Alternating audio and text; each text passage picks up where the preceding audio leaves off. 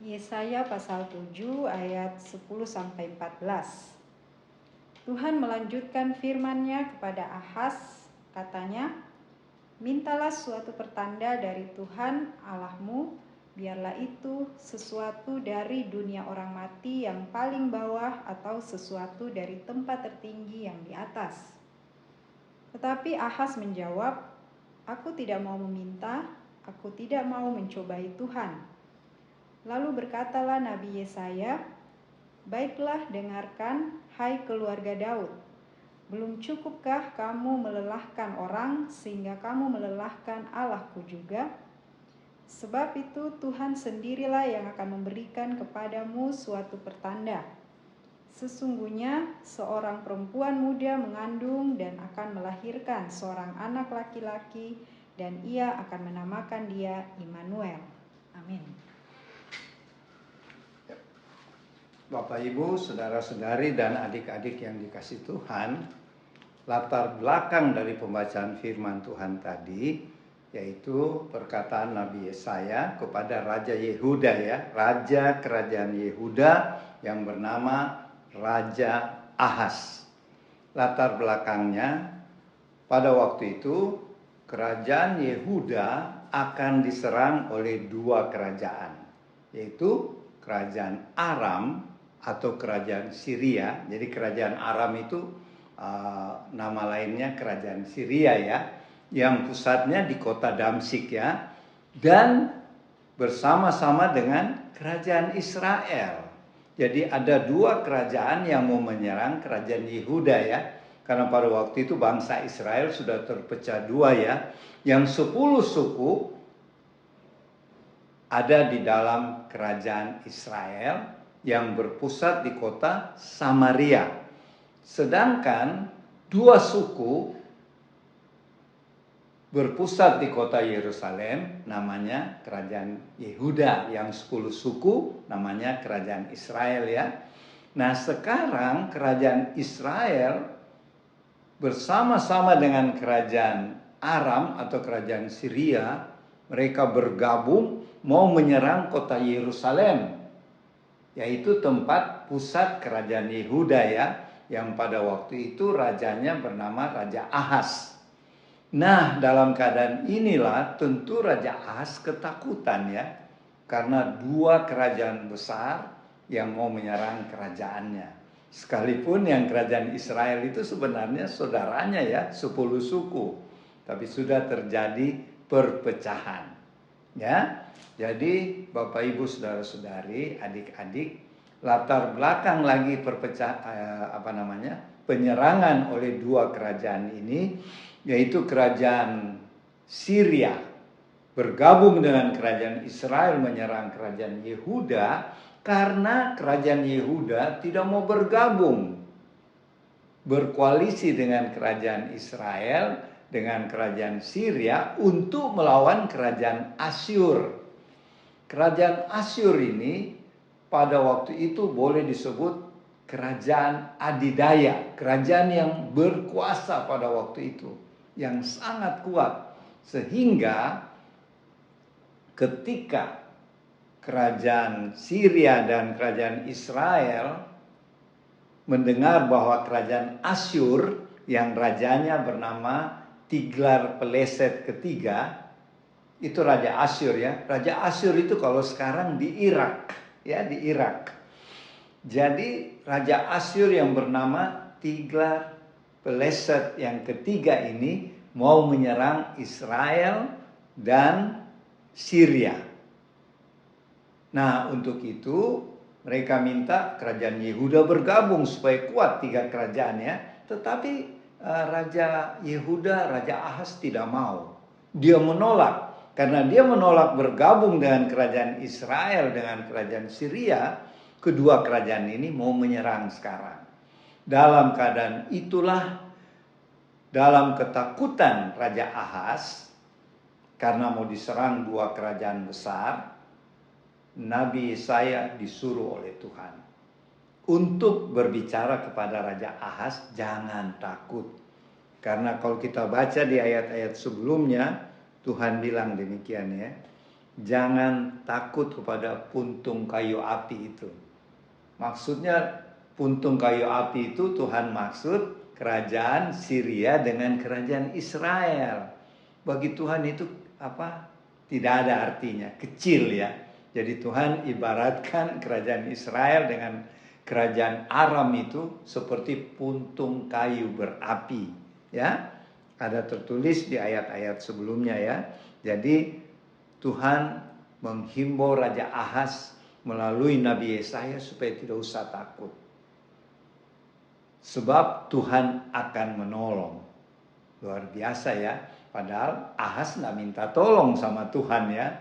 Kenapa tuh Raja Ahaz tidak minta tolong kepada Tuhan ketika dalam keadaan genting mau diserang oleh dua kerajaan ini?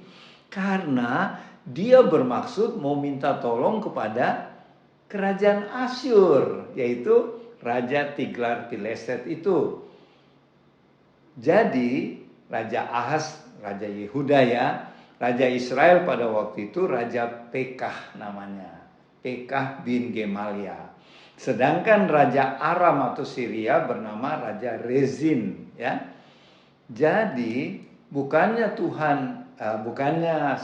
si Raja Ahaz, Raja Yehuda ini minta tolong sama Tuhan seperti Raja Yosafat dan lain-lain, seperti Raja Daud, tetapi dia mau minta tolong kepada kerajaan Asyur, kerajaan besar saat itu. Dan sampai Nabi Yesaya katakan gini, Tuhan pasti menolong kamu ya. Buktinya anakku ada dua itu dinamakan yang artinya Tuhan menolong ya, Tuhan yang menyelamatkan. Tetapi tanda-tanda ini diabaikan oleh Raja Ahaz. Bahkan dia katakan kepada Nabi Yesaya, tidak baik mencobai Tuhan. Kelihatannya seperti kata-katanya rohani ya. Sebab waktu Nabi Yesaya katakan pesan Tuhan, jangan takut. Kalau kamu tidak percaya, boleh minta tanda sama Tuhan. Ya, baik itu tanda dari orang mati, dari kerajaan orang mati yang di neraka itu, atau dari surga dari atas, Tuhan akan kasih tanda. Mintalah tanda itu. Luar biasa ya. Raja Ahaz mau ditolong, kalau masih ragu-ragu boleh minta tanda sama Tuhan. Jadi bukan Raja Ahaz yang minta tanda, malah Tuhan yang tawarkan. Luar biasa Tuhan kita ya. Kalau peristiwa Gideon minta tanda ya. Tapi di peristiwa ini Tuhan mau meyakinkan Raja Ahaz, dia menolong, Tuhan menolong Raja Ahaz. Malah Tuhan memberikan tawaran, mintalah tanda, maka aku Tuhan akan memberi tanda itu. Tapi jawabnya cukup rohani kedengarannya, tidak baik mencobai Tuhan dengan tanda-tanda. Itu jawaban Raja Ahaz kepada Nabi Yesaya. Kelihatannya rohani ya. Padahal di balik itu Raja Ahaz tujuannya mau minta tolong kepada Raja Tiglat-Pileser, yaitu Raja Asyur. Itu sebenarnya dia lebih percaya minta tolong sama raja yang kerajaan hebat pada waktu itu, raja kerajaan Adidaya ya, yang berkuasa saat itu, daripada minta tolong kepada Tuhan yang maha kuasa. Dan akhirnya karena dia tidak mau minta tanda, si Raja Ahaz, Tuhan yang memberi tanda. Ya, di ayat 14 tadi Tuhan katakan, inilah tandanya saya menolong kamu hai Raja Ahaz. Apa? Ada seorang gadis yang akan melahirkan seorang anak laki-laki yang akan dinamakan Immanuel, yang artinya Allah beserta kita. Jadi luar biasa ya. Ditawarkan minta tanda, Raja Ahaz menolak. Tapi sekarang Tuhan yang memberi tanda. Tapi sekalipun demikian Tuhan sudah kasih tanda, tetap juga Raja Ahaz kepala batu. Dia tetap minta pertolongan kepada Raja Asyur. Dan akibatnya Raja Asyur akhirnya waktu menyerang Syria dengan Israel, Syria dengan Israel kalah, Dan Israel yang pusatnya di kota Samaria ini, yang terdiri dari 10 suku, dibawa ke Asyur, di pembuangan Asyur. Inilah awalnya ke-10 suku bangsa Israel itu satu waktu ketika dibebaskan oleh Raja Babilonia dari kerajaan Asyur, mereka hilang entah kemana. Itulah awalnya kejadian 10 suku Israel menghilang ya. Nah, ini adalah bukti sejarah ya. Dan kerajaan Asyur akhirnya menjajah bangsa Yehuda. Jadi itu akibat dia mengandalkan manusia, padahal manusia itu, kerajaan Asyur itu akhirnya menjajah kerajaan Yehuda. Jadi Bapak Ibu saudara-saudari adik-adik, apa yang kita bisa pelajari dari firman Tuhan di Minggu Advent yang kedua ini, menjelang kita merayakan hari Maulid Tuhan Yesus Kristus yang tinggal 15 hari lagi, yang jatuh pada hari Senin tanggal 25 Desember tahun 2023. Yang kita bisa tarik pelajaran dari firman Tuhan saat ini, yang pertama, janganlah kita seperti Raja Ahas. Tuhan mau menolong dia, malah dia mengandalkan diri sendiri dan mengandalkan orang lain. Padahal firman Tuhan berkata, terkutuklah orang yang mengandalkan diri sendiri dan mengandalkan manusia, ya. Jadi marilah apabila kita berada dalam keadaan susah, keadaan genting seperti keadaan Raja Ahas pada waktu itu, kita datang kepada Tuhan Yesus. Kita minta tolong kepada Tuhan. Janji Tuhan, Dia akan menolong kita, ya. Jadi puji Tuhan, jangan kita cari pertolongan ke tempat lain, datanglah kepada Tuhan Yesus melalui doa dan minta tolong kepadanya. Hal yang kedua, ketika Tuhan menolong kita, janganlah kita tidak taat kepadanya. Seperti Raja Ahas, dia tidak taat ya. Dia menolak tawaran Tuhan. Ya, itu karena dia menganggap dirinya mampu. Jangan kita seperti itu ya. Kita tetap setia, mengasihi Tuhan, taat pada perintah-perintahnya yang tertulis di Alkitab, dan kita tetap setia bersaksi, melayani Tuhan sampai Tuhan Yesus datang kedua kali, ya. Jadi jangan kita seperti Raja Ahas, tetapi hendaklah kita sungguh-sungguh mengasihi Tuhan dan hanya bergantung kepada Tuhan, sebab Dia adalah Allah Immanuel, Allah yang menyertai kita. Bahkan sebelum Tuhan Yesus naik ke sorga, Tuhan berjanji, Aku akan menyertai kamu sampai akhir zaman.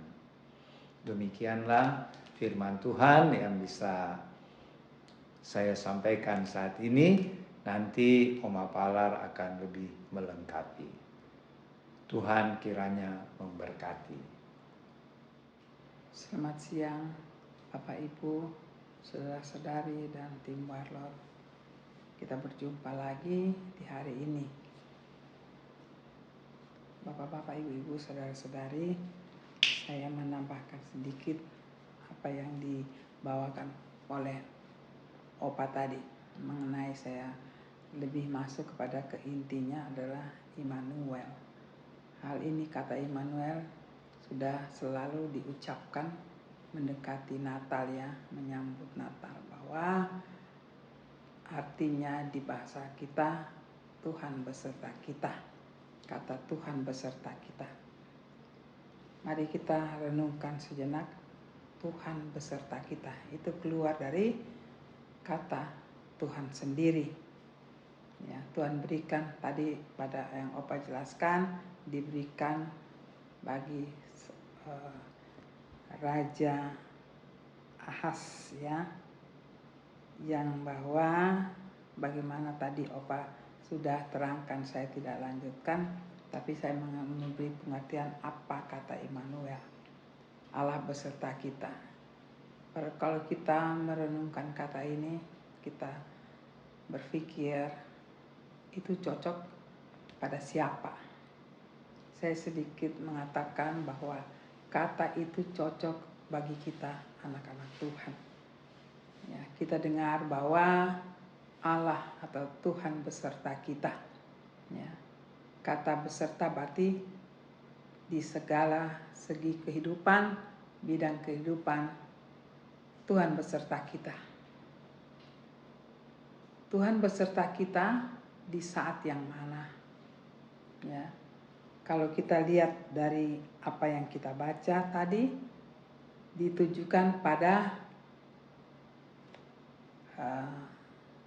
orang yang di dalam masalah, ketakutan, atau Tuhan mengatakan pada seorang yang Tuhan tahu, Tuhan ingin nyatakan, yakinkan pada orang, seseorang atau bangsa bahwa di situ aku ada, jangan takut. Jangan memilih kekuatan dunia, tapi pilihlah aku. Dengan satu kata pesan, Immanuel, aku berserta dengan kamu, dengan engkau, dengan bangsa ini. Kalau dibawa pengertian itu pada saat ini. Tapi kata itu pantaskah kita renungkan, kita menerimanya? Dalam hal ini kata itu bagi Tuhan, kita tahu karena kita ada di pihak Tuhan, ada di jalan Tuhan. Walaupun waktu itu atau keadaan kita saat itu tidak berada pada posisi yang benar. Dalam hal ini ketakutan, ragu-ragu, atau kita bingung kita ada di mana. Tapi Tuhan datang dengan meyakinkan kita. Jadi kita berkesimpulan kalau kita renungkan, itu hanya untuk orang yang berkenan di hadapan Tuhan. Ya. Walaupun kita waktu itu boleh dikata keadaan tidak sebagaimana yang Tuhan inginkan, tapi Tuhan melihat semua. Ya, Tuhan melihat Tuhan melihat apa yang dikatakan tadi dalam firman bagi bagi Nabi Yesaya kepada yang dikatakan Tuhan, yaitu Raja Ahaz, ya. Mintalah supaya Tuhan Allahmu memberi suatu tanda bagimu, ya, entah dari dunia orang mati di bawah atau dari langit di atas. Ya. Tuhan datang dengan tetap mengatakan, ikutlah aku. Tapi yang jadi masalah biasanya kita sebagai anak-anak manusia, terutama anak-anak Tuhan. Tuhan datang sendiri mengatakan, pada akhirnya tetap pada kita mau pilih yang mana. Ya. Tuhan kita, Tuhan yang bebas. Dia tahu apa yang terjadi, tapi dia datang dengan kasih-Nya kepada kita. Kadang-kadang kita berada di suatu keadaan yang mengatakan kita lebih baik melihat kekuatan itu di mata kita, daging kita. Tapi sekali lagi Tuhan selalu melihat kita, selalu menegur kita, mari kepadaku. Tapi kejatuhan kita selalu dengan kekuatan kita sendiri manusia. Itulah pilihan. Itulah Tuhan kita. Tuhan yang selalu datang dengan kasih-Nya, selalu menegur dengan kata-katanya, dengan pesan-Nya. Bahkan Tuhan datang selalu mengatakan seperti yang kita peringati setiap akhir tahun, yaitu Natal. Kata ini selalu datang di pesan ini di Natal. Immanuel, Allah Tuhan kita menyertai kita. Itu pesan yang selalu keluar menyambut Natal atau di saat Natal. Itu memberikan suatu jaminan. Kita tidak usah takut, tinggal kita memilih yang mana. Tuhan datang bukan di saat kita lagi senang, kita lagi keadaan yang baik, tapi Tuhan selalu datang. Seakan mau pesan, jangan takut. Aku tetap ada bersama kamu. Pilih aku. Walaupun dunia menawarkan, daging kita selalu melihat lebih nyata dunia. Tapi Tuhan datang dengan segala kasih-Nya. Ini aku. Dan itu selalu ada di Natal. Natal mengatakan bahwa Dia datang karena Dia mengasihi kita. Dia datang dengan lahir, memberikan kelahiran yang menjadi manusia. Ya, tapi Ia memberikan satu kata, karena aku datang menyertai kamu. Bapak Ibu, saudara-saudari di rumah, apa yang kita mau takutkan di dalam kehidupan kita di dunia ini? Dunia sangat tidak menentu, tetapi di dalam Tuhan ada jaminan. Jaminan yang selalu mengatakan, jangan takut, aku ada di situ. Sekarang kata-kata itu kita mau sebagai manusia akhir zaman. Kita menempatkan kata-kata itu. Kita hidupkan kata-kata itu di dalam kehidupan kita, di dalam keluarga kita.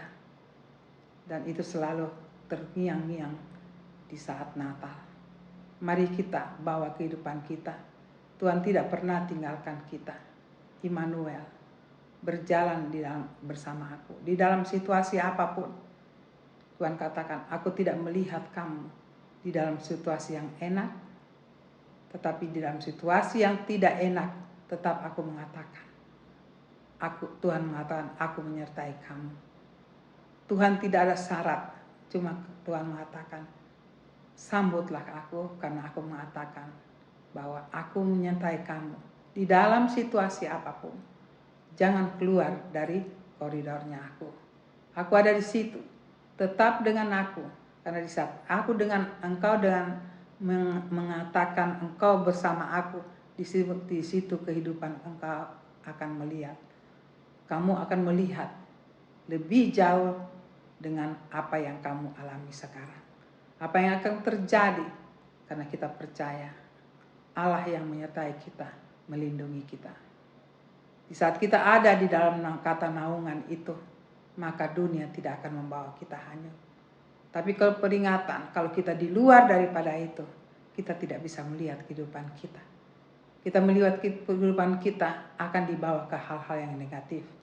Karena di dalam Allah beserta kita, di dalamnya ada pengharapan, ada kasih, ada sukacita, ada jaminan hidup.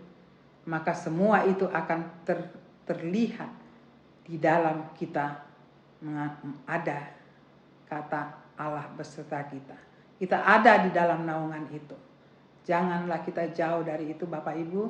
Saya ingatkan ulang-ulang, zaman akhir ini tidak ada yang menentu. Tetapi dalam Tuhan ada kepastian. Aku menyertai kamu. Allah beserta kita. Mari kita pegang kehidupan kita. Jaminan yang Tuhan berikan untuk tetap kita ajak kehidupan kita pribadi. Kita ajak keluarga kita. Kita ajak teman-teman kita dalam persekutuan. Jangan takut. Apapun masalah, Tuhan mengatakan, aku ada di situ. Waktu Tuhan ada di situ, semua masalah kehidupan ini ada jaminan, ada solusinya. Ada permasalahan, semua selesai di dalam Tuhan. Asal tetap Tuhan katakan, aku beserta kamu. Kita ambil kata Immanuel ini, karena kita akan menyambut Natal untuk menyegarkan lagi kehidupan kita. Mengingatkan lagi kata-kata itu, diperbaharui pada bulan yang akan menyambut Natal ini. Mari Bapak Ibu, saudara-saudari, kita ajak, kita perbaharui lagi ingat kata-kata ini untuk mengajak kehidupan kita. Jangan takut. Tegar bersama Tuhan, kuat bersama Tuhan. Bukan berarti bersama Tuhan tidak ada masalah. Tetap ada masalah selama kita hidup di dunia. tetapi jaminannya, ada solusinya, ada jalan keluarnya, ada sukacita di dalamnya, ada hal-hal yang kita tidak duga untuk mendapatkan sesuatu yang kita tidak pernah dapatkan, ada di dalam kata, di dalam lingkup kata Allah beserta kita. Mari kita berlindung di jaminan ini. Kita berlindung di dalam suatu yang kita tidak bisa membayangkan apa yang akan terjadi. Tapi kita bisa melihat itu kalau kita pakai kehidupan aku Allah beserta kita. Maka kehidupan akan damai sejahtera, akan sukacita, dan ini menampakkan perbedaan di dunia ini. Itu akan nampak sekali bagi anak-anak Tuhan. Untuk anak-anak Tuhan tidak ada sesuatu yang tidak ada jalan keluar, karena disitulah damai sejahtera Tuhan. Hanya itu Bapak Ibu Saudara-saudari, saya hanya menambah sedikit apa yang kita peringatkan kembali dalam kehidupan kita. Untuk tetap bersukacita sampai menyambut kedatangan Tuhan dengan sukacita hati bahwa Tuhan tetap bersama kita, bersama dengan keluarga kita. Terima kasih. Hanya sampai di sini. Kiranya siang ini menjadi sukacita bagi Bapak Ibu bersama keluarga. Kiranya apa yang dibawakan pada hari ini di rumah Bapak Ibu, Roh Kudus akan lebih lagi memberikan pengertian yang lebih lagi dari apa yang kami berikan. Kami berdoa untuk itu. Tuhan beserta kita. Maranatha. Amin.